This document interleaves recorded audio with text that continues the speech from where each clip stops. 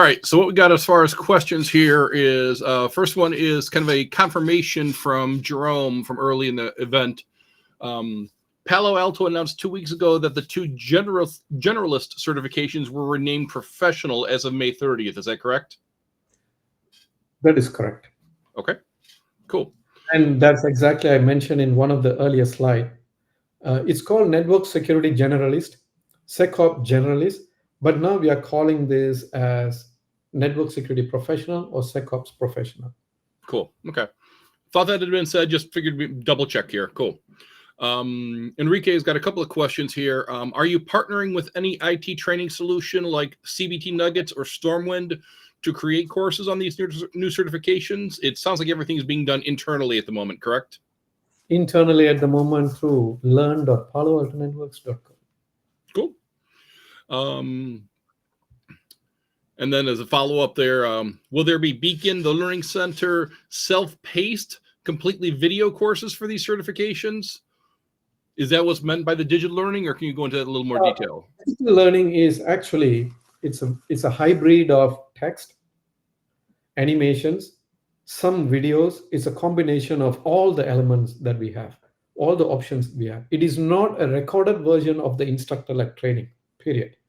Instructor-led training is the actual 5 days or 4-day instructor is teaching you by using the slides, followed by hands-on lab with the lab guide. Whereas in digital learning, and there are some short videos and then short animations, short drag and drop, some segment where you need to read and complete. So it's a combination of hybrid. It's a combination of so many different options. Fantastic. Just out of curiosity then, is there any plan to do recordings of the instructor-led training, and then also on the instructor-led training, is that going to be virtual, in person, or a mixture? Good question. Instructor-led training is one of the key business for authorized training partners. So there is no recording of the instructor-led training. That's their business. So they come, they'll see you either virtual or in person. Both options are available. Cool. Some customers say, hey, I have 50 people. Can you do hybrid for me?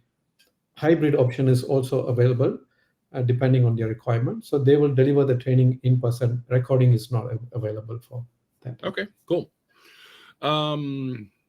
This question is coming from Scott Browning. Is it necessary to take the exams sequentially, or can we start at specialist level? A good question, actually. So you can go straight to the specialist level. You don't have to be, it doesn't have to be sequentially. That's why we say this is a role-based exam. So the beauty of the role-based exam is, depending on your role, you decide what your role is, go straight to that exam, and then start to prepare for this. Cool. And along those lines, I do want to at least read out Jeff's comment he made in the chat today, just because I felt it was pretty relevant. As a teacher of networking at the community college level, I'll point out that reviewing and reinforcing the basics is still valuable. Even if you don't take the lower level tests before taking the next gen firewall engineer exam, I highly recommend reviewing the earlier content first. I see many students who have gaps in the basics, which make them struggle when they go for the certs. It all builds on each other to be sorry, Jeff, I butchered that. It all builds on each other, so be well-rounded. Oh, yes, absolutely. Let me summarize this. It's like reading a book and sit for the exam. It's not that easy. You have to imagine so much. How does the firewall work? How does the firewall looks like? I have to imagine. Especially if you're working at the community college, you are teaching firewall to the student. They have to imagine the concept called firewall without seeing a firewall. So hands-on experience is always required before you're sitting for this exam. And one of the options is the lab when you're sitting the actual instructor-led training. And hey, what do you know? Fuel has a virtual lab available for you that you can play around with at least. Now, again, I'll be upfront with everyone. The Fuel Virtual Lab, it does just cover the VM100 series firewall. We don't have anything else like SCM or anything integrated into it. But once you're in the lab, if you have access to any of those other resources, you're welcome to use those yourself. Mm-hmm. Kyle Anthony has a question of, is there a place to just do the questions after you've completed the lessons and just want to practice and study? I made the comment as to their reply, something along the lines of the assessments are probably exactly for that. he clarified further in that he's wanting one place with all of the questions like practice tests. The assessment sections are limited to the lesson that you're currently in. So the last part. So is there a place where all the questions are just simply you can do basically a test? Yeah. So we don't have it. So the final test is per domain. So if you look at the the digital learning, there are so many segments. Each segment will have one final test, and we don't have a one final test to practice for the final exam. So we don't.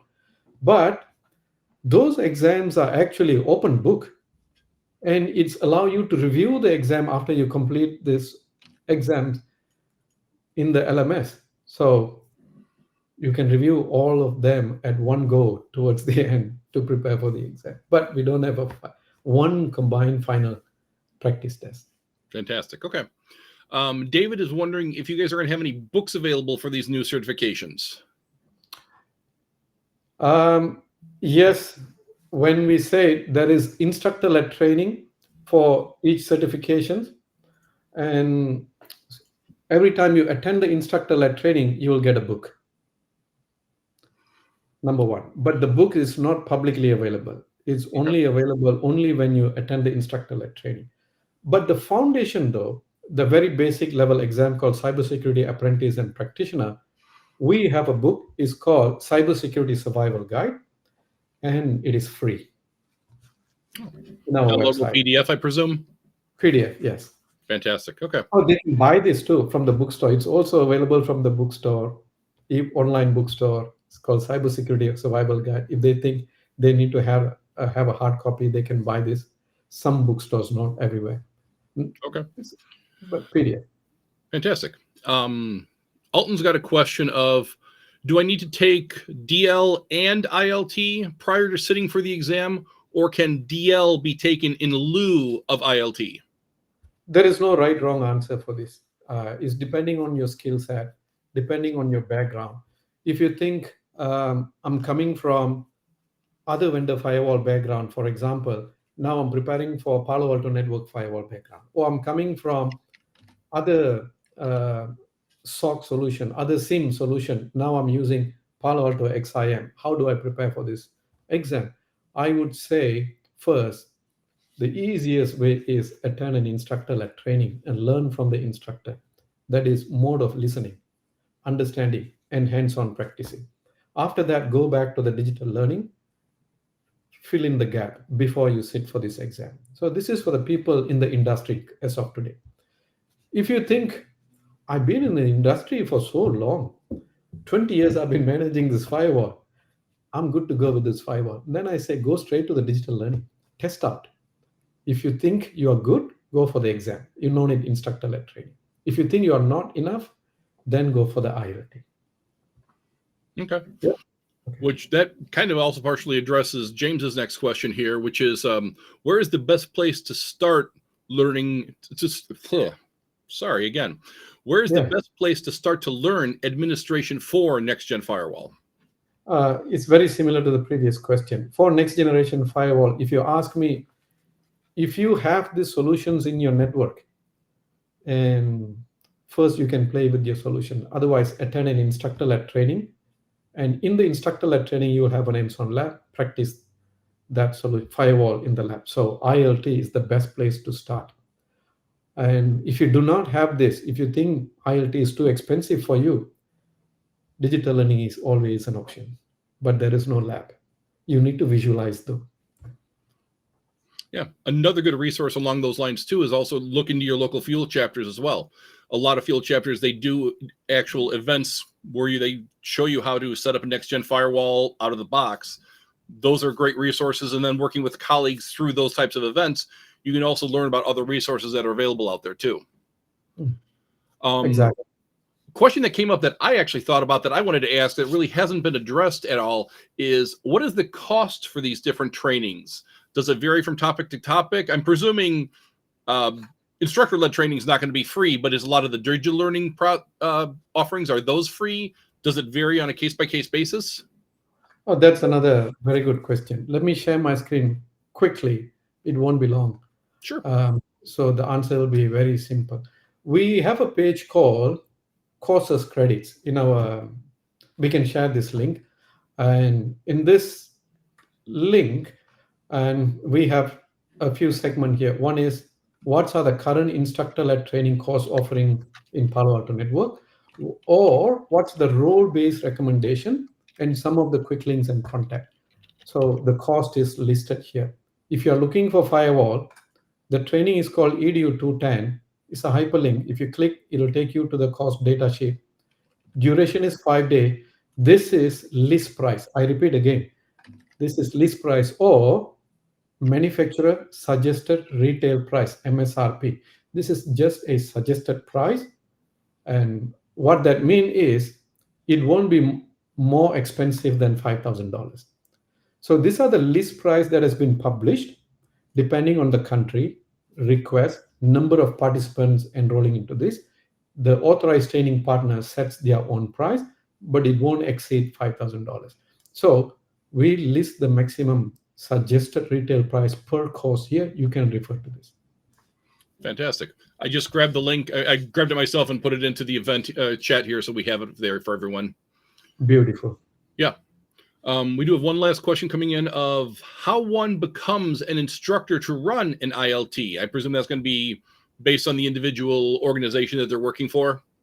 Yeah. So another very good question. Currently, we are unlike other vendors. For Palo Alto Networks, the instructor need to be employed either full-time or as a contractor through an authorized training partner.